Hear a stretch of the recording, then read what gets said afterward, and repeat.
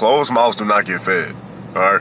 So, if it's a life you're trying to live and you see someone already living it, if you can respect how their morals are and how they prioritize things in life, and they are open to just being a mentor for you, but they don't come out and directly say it, you cannot be afraid to ask.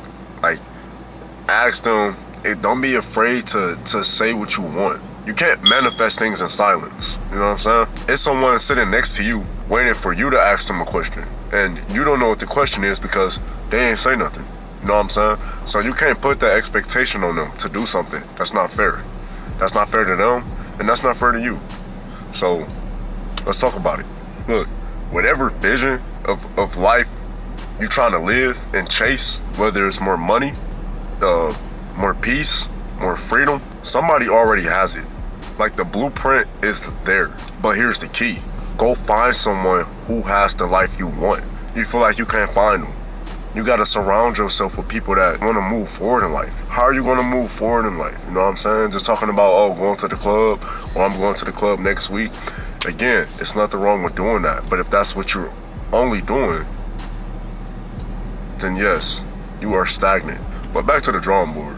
If you can find someone who has the life you want, and if you really respect how they move in life, meaning their morals, how they treat other people, and that's how you generally can see yourself living, ask them questions. You cannot be afraid. Don't miss an opportunity.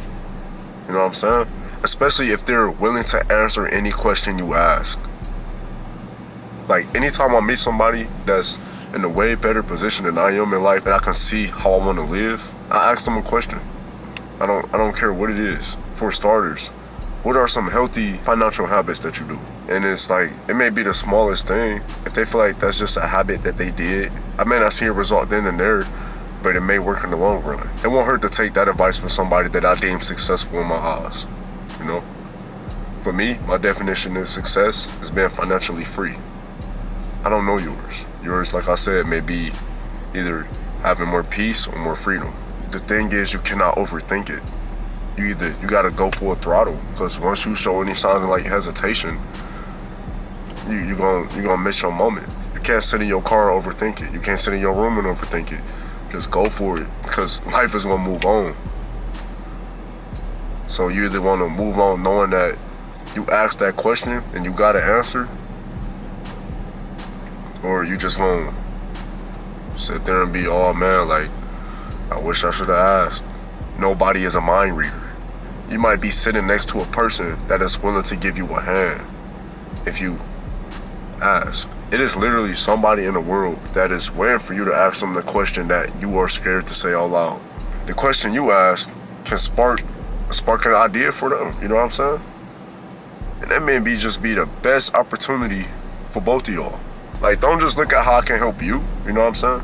Like, yes, you are there to get help, but also look how you can help them, or you can help others. Asking for guidance is not begging for help. It's probably the wisest thing you could ever do in your life. Why not get help from someone who already been where you've been? You know what I'm saying? Why not get some expertise, some guidance? Like, when you go into a new job, you don't just jump straight in there. You get training.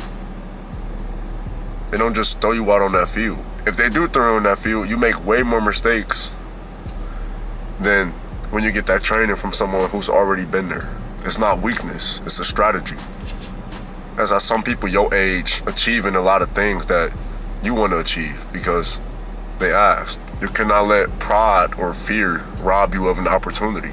I remember, like, in 2008 or 2009, around that time when Shaq was on the Cavs.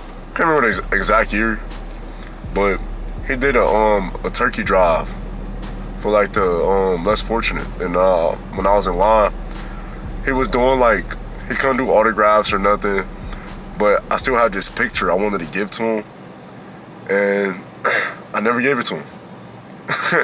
I don't have it anymore, but on the note, it says something along the lines of, I have a game, and I want you to go to it. That was it. It was just literally an invite to my game, and I put a picture of me on the team I was on inside of the note, and I folded it up, and I just wanted to give it to him. I didn't want no autograph or nothing. I wanted him to come to our game. Like, I thought that would have been cool if he did pull up to the game. All my teammates and the other team just saw Shaq. You know what I'm saying? Always regretted not just giving it to him. that could have changed everything as far as like just some people's approach to the game that day. You know what I'm saying? Like, usually when an NBA player walks into the gym, a lot of people play harder. That's what I was getting at.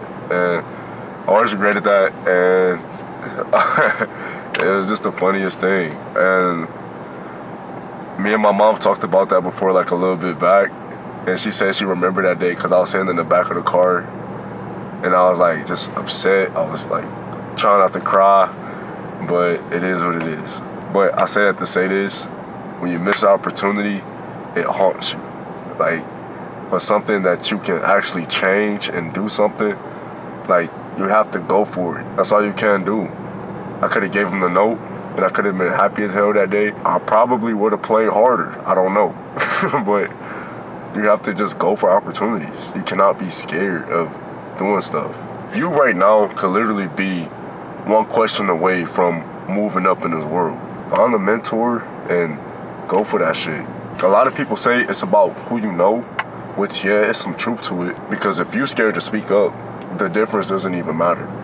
Because you had a chance to speak, you didn't say nothing, and you could have had that connection. So now you're just handicapping yourself. You're just trying to find an excuse. 9 times out of 10, you won't even use that connection because you scared to speak up. So yeah, pretty much, closed mouths don't get fed. So don't be scared to open your mouth, man. Ooh, pause. Closed mouths don't get fed. So open yours. No matter how stupid you may think the question is, ask the question. Get the answer. That's it for this video. I'm Ray Wall. Got more content coming on the way as usual. Sorry I've been inconsistent lately. I did get sick, and I did not have any videos ready. That's on my part. I kind of blacked that. And I got new content coming on the way. You already know I do. Until then, check out older content and be ready for the next video. Niggas know I got a couple $100 on me. Niggas tryna kick it, but he don't got the $100 on him. He ain't got the legs. I don't gotta ask, I don't gotta beg. I came to her house, she don't gotta beg.